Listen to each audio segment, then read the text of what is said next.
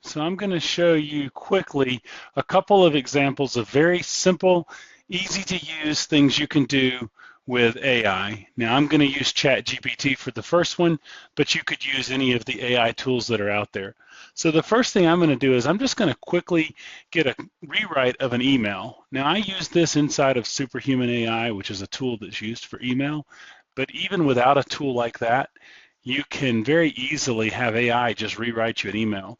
This also works inside of Microsoft Outlook, Office 365, as well as Google Mail. So if you're using one of those tools, there's ways you can do this right in the application. But for simple demo purposes, I wanted to just sort of show you how this works. So what I've done is I've written a quick prompt, and I'm just going to paste it in here. And it says, write an email to our customer, Russell, who has been a real pain in the butt. And side note, just keeping it real, a lot of times you can put other words in here and it'll clean it up for you so you sound professional. So many times I'll reply the way I want to reply to a customer, and then I'll say, clean this up. So it says, let him know that he has repeatedly violated our customer policies by being rude to our support staff. In addition, he takes advantage of our support calls for over an hour at a time when it should be 15 minutes. He also isn't processing credit cards with us per his agreement. Give him a stern warning and let him know he must fix this or his support will be canceled. So, and actually you'll notice I didn't even say must fix this, I just said he must fix. So I'm going to send this over to ChatGPT and see what it comes back with. And it writes me an email.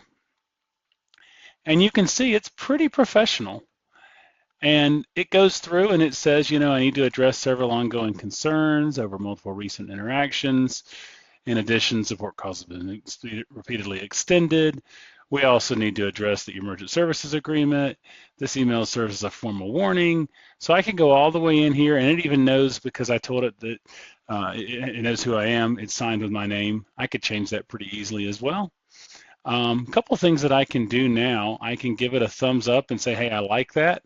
And ChatGPT will learn as I go that I like that response or I don't like the other response. The other thing I can do is I can change this just a little bit, and I can say shorten the response or shorten the email, and now it'll be more to the point.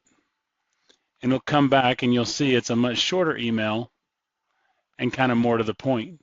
Now the other thing that I can do is I can change my prompt just a little bit, and all I did is I added, you are a support manager for our company, Simple POS Solutions.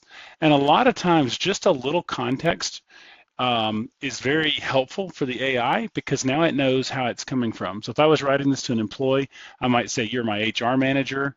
If I was writing a legal document, I might say, you're a world-class legal lawyer specializing in point of sale or specializing in restaurant or retail technology, something like that. Then I tell it what I want to do. And then at the very end, I tell it, be professional but stern.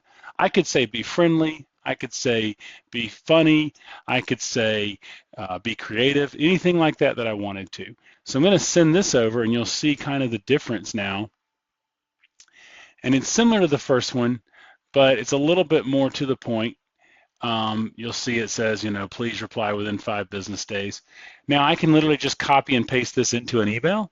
But this is a really good example of how many times I'll use AI to write an email when either I don't feel like putting all this detail down or just need a better way to phrase what I'm trying to say without being rude or unprofessional, even to an employee, to a vendor, to a customer. All of those apply. So there you go, 4 minutes, and we've written an email professionally to a customer.